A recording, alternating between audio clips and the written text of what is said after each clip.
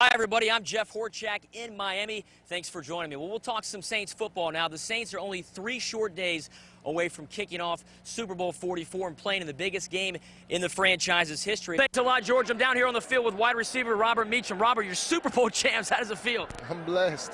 That's how I feel. It's a blessing.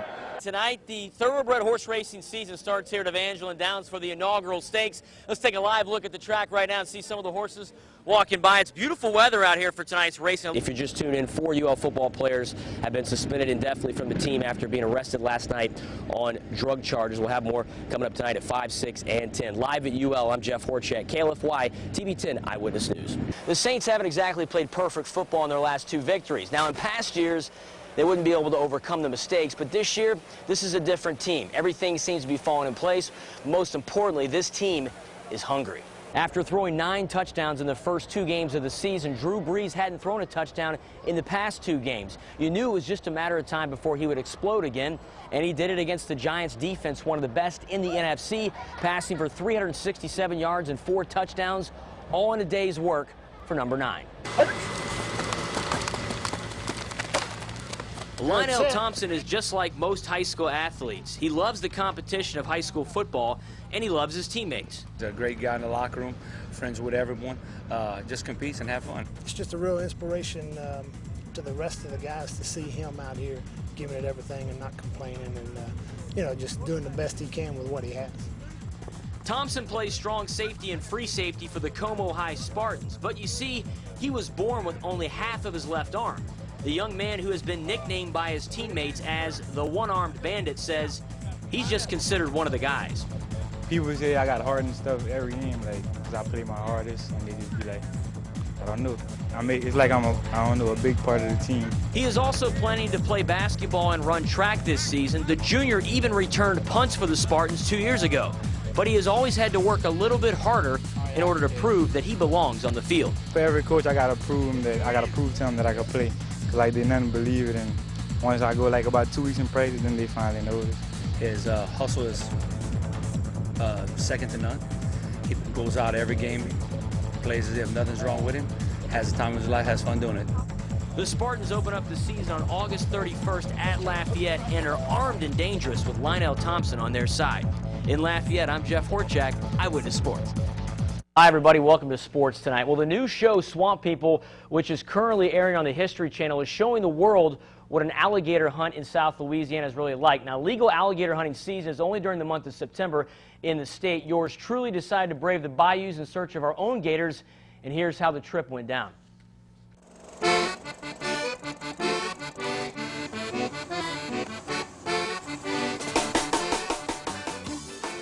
Hey, we're here in Concordia Parish, just south of Faraday, Louisiana, ready to go gator hunting. My guide is Mike Landry. Mike, tell me a little bit about what we can expect today. Well, we got about 15 to 17 lines set along here. We're going to go along and just check them. Hopefully the line is down tight, and hopefully he's flashing. Whoa. He's up underneath us now. Come up out of here.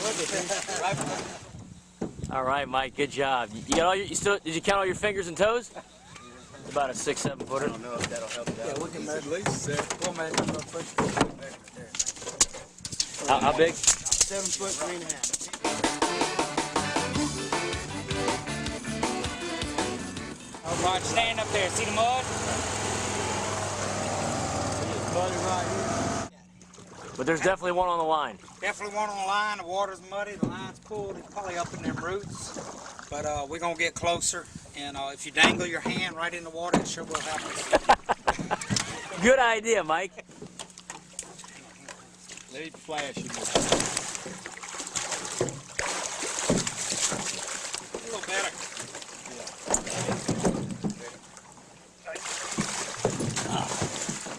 All right, well, we need to move it. There's evidently something underwater he hung up on. So you think it was a big one, Mike? Oh, yeah. If they break the line, they got to be.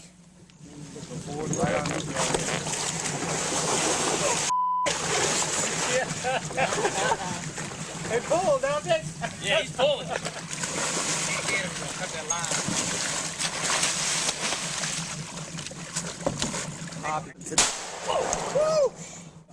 What'd you say about that, Jeff? That's a rush, baby. That's a rush.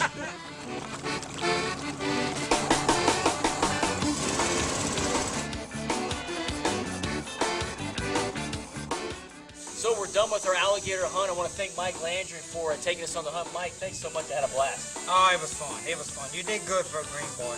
Sorry, Green Boy.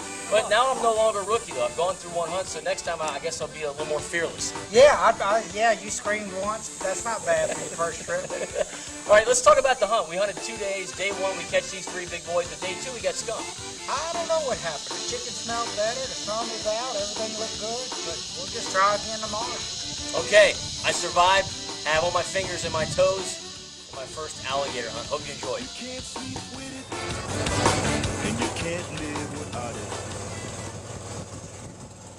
Of course, an amazing Okay, opportunity, Darla. two things. Number one, were you not scared to death? I was. Did you hear the Oh, bleep in there? Yes, we saw the bleep. We I heard had the to bleep bleep and it we saw out. the I'm bleep. sorry. I don't like to use expletives, That but I was a mean, little nervous. They're snapping and they're, I mean, You're there's right- action you're going. right- You're you're right right there. there. The boat's little. Right, Okay, right. other thing. Okay, what's the dog's name? Because he was absolutely adorable. Chewy. He looks like He Spuds McKenzie's like great-great-great-grandson. He didn't have the spot on his eye, but Chewy Hey, was but good. that's not his first rodeo. No, he jumps in the water sometimes, too, Mike told me. All right, thanks. That was great. You Joe. bet. Greg Gautreaux works for the Lafayette Parks and Recreation Department, but he's also been an NFL official for the past 7 years, and he got the rare opportunity to officiate in his first Super Bowl 2 weeks ago in Tampa, and just so happened to make the call on the game-winning touchdown.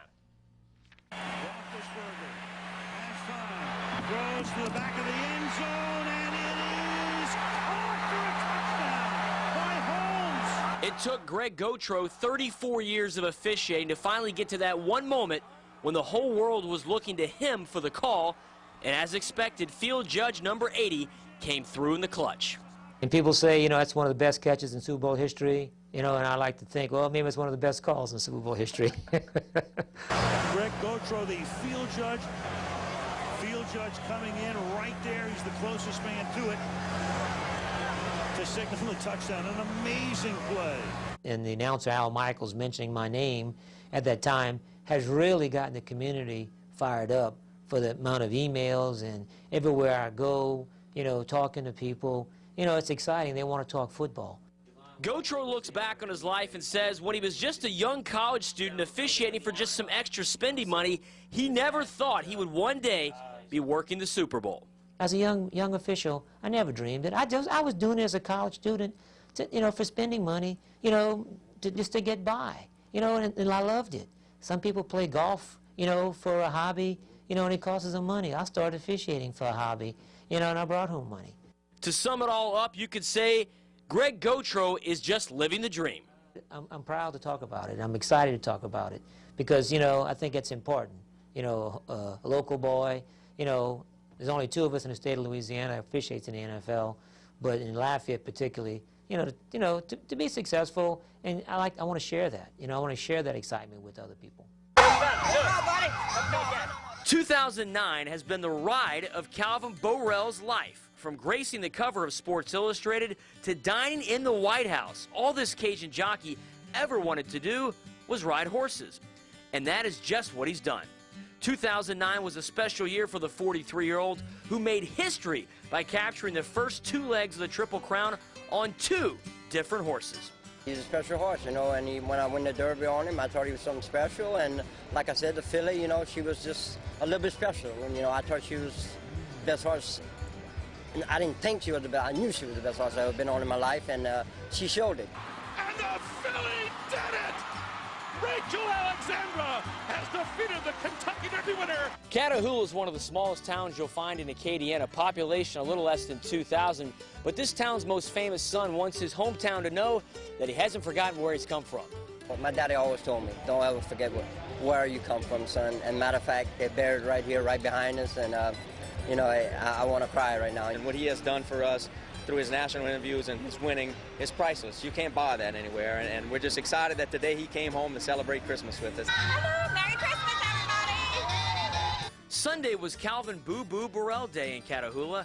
After Borel served as Grand Marshal in the city Christmas parade, he would be presented this plaque honoring him as an outstanding citizen of St. Martin Parish.